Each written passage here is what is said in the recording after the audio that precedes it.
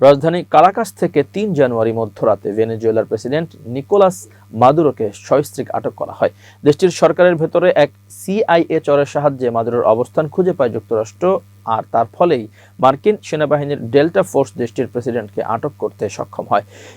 CBS news এমনটি জানতে পেরেছে, যদিও এ নিয়ে প্রথম খবর প্রকাশ করেছিল নিউ ইয়র্ক টাইমস, জানিয়েছে বিবিসি। ভেনেজুয়েলা সরকারের ভেতরের এই চর অন্যান্য গোয়েন্দা তথ্যের একটি বিস্তৃত নেটওয়ার্কের অংশ ছিল। এই নেটওয়ার্কের মধ্যে স্যাটেলাইট, ড্রোন অথবা বিমানের মাধ্যমে তোলা উচ্চমানের ছবি, ভিডিওর পাশাপাশি বিভিন্ন ইলেকট্রনিক্স সিগন্যাল বা বার্তা আড়ি পেতে তথ্য সংগ্রহ করার প্রক্রিয়াও অন্তর্ভুক্ত ছিল।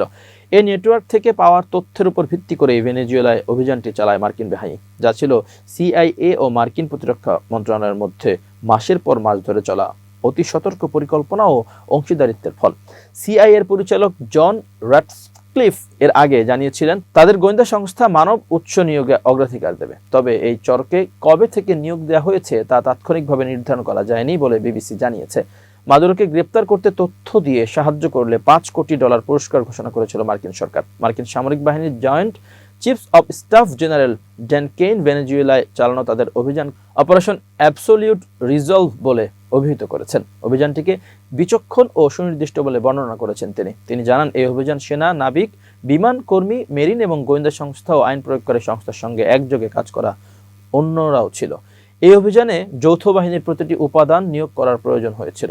জেনারেল কেইন জানান, মার্কিন সামরিক বাহিনী সম্পূর্ণরূপে বিস্ময়ের উপাদান বজায় রেখেছিল।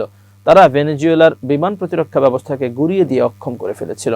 তিনি জানান, তারা ক্যারিবিয়ান অঞ্চলের একটি মান সময় রাত 1টা 1 মিনিটে মাদুরোর কম্পাউন্ডে হাজির হন আর এলাকাটিকে বিচ্ছিন্ন করে ফেলেন। তিনি আরও জানান, হেলিকপ্টারে করে সেখানে যাওয়ার পর মার্কিন বাহিনী গুলির মুখে পড়ে, কিন্তু তারা দুর্বার শক্তি প্রয়োগ করে জবাব দেয়।